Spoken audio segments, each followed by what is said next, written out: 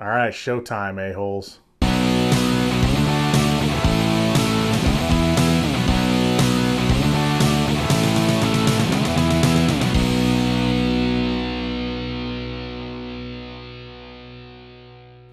Hey everybody, what's going on today on The Real Gino? You need to grab your Walkman, your double knives, your sword, your double blasters, and I am Groot. This is Guardians of the Galaxy Volume 2.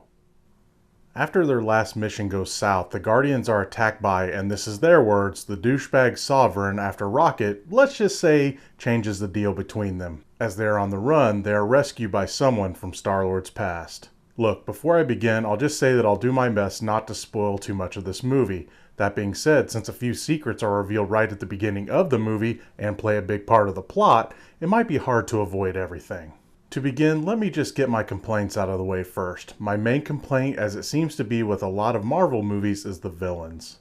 While the Ravagers are fine and made for fun fodder for our heroes to decimate, we also got the generic Sovereign.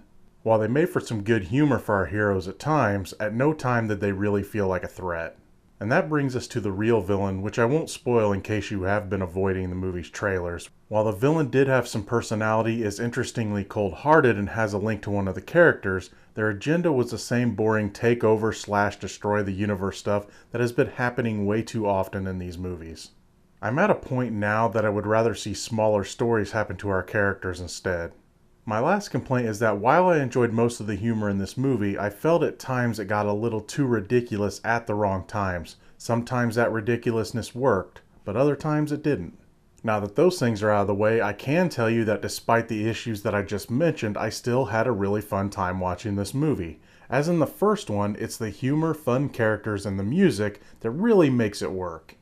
Most of the new characters seem to fit right in with the already established ones, even if they are only there to get made fun of by our heroes.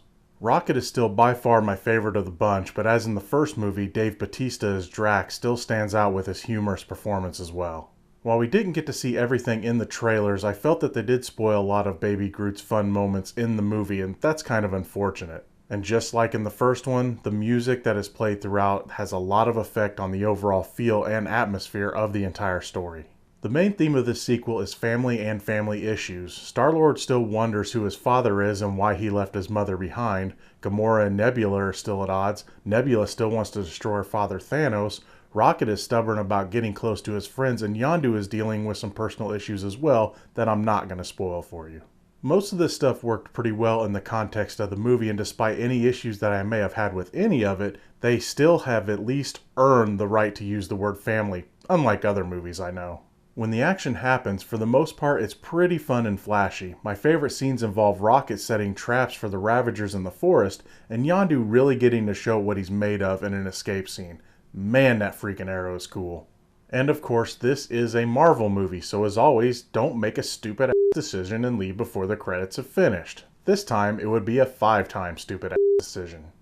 As I said before, my issues aside, this is still a pretty fun, funny, and entertaining movie. It adds to the development of the characters, answers some of the questions that you may have had after the first movie, and also asks some new ones as well. While I still think that the first film was a way stronger offering than this one, Volume 2 is still a decent sequel.